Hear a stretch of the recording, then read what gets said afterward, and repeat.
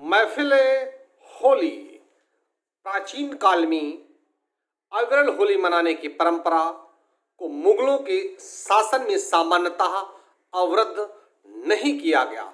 होलिका दहन के दूसरे दिन सभी लोग दोपहर तक पानी का रंग, शाम को गुलाल से खेलते थे। मुगल काल में आने वाले यूरोपीय यात्रियों ने इस त्योहार का विस्तृत उल्लेख किया।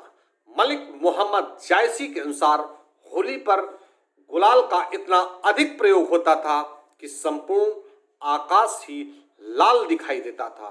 इस दिन सभी अमीर गरीब नाच गान के साथ लोकप्रिय त्योहार को मनाते थे और कुछ मुगल बादशाहों के शासनकाल में तो दरबार और शाही हरम में भी धूमधाम से होली मनाई जाती थी।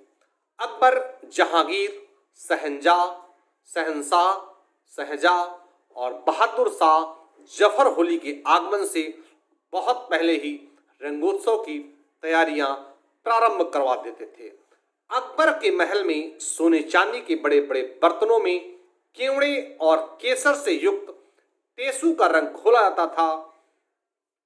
राजा अपनी बेगम और हरम की सुंदरियों के साथ होली खेलते थे। शाम को महल में उम्दा ठंडाई, मिठाई और पान इलायची से मेहमानों का स्वागत किया जाता था। मुशायरे और कव्वालियों और नृत्य गानों की महफिलें जमती थीं।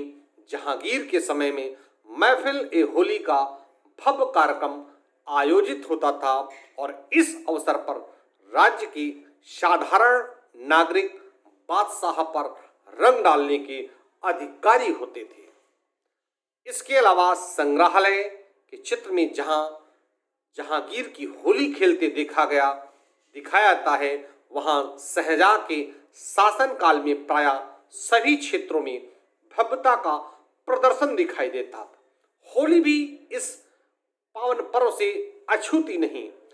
होली का आयोजन भव्य होने लगा और होली में ईद ए गुलाबी आबे पासी कहा जाता है और इसे धूमधाम से मनाया जाता था। औरंगजेब के शासनकाल में प्रायः गैर इस्लामी त्योहार नौरोज, बसंतोत्सव, होली, रक्षाबंधन आदि पर रोक लग गई थी, परंतु सामंतों और अधिकारियों में होली का उत्साह पूर्ववत था। हिंदू सामंतों के साथ साथ मुस्लिम सामंत और अधिकारी भी होते थे और औरंगजेब के सेनापति शायस्ता खां को होली खेलते हुए भी कई चित्रों में दिखाया गया है। महिलाओं के हाथों में पिचकारियां और बहादुर शाह जफर होली खेलने के बहुत शौकीन होते थे और होली पर उन्होंने फाग भी लिखे हैं और उनका फाग है, क्यों मुंह पे मारी रंग की पिचकारी, देखो कुंवर जी दूंगी घारी, जिसे आज भी सराहा जाता है।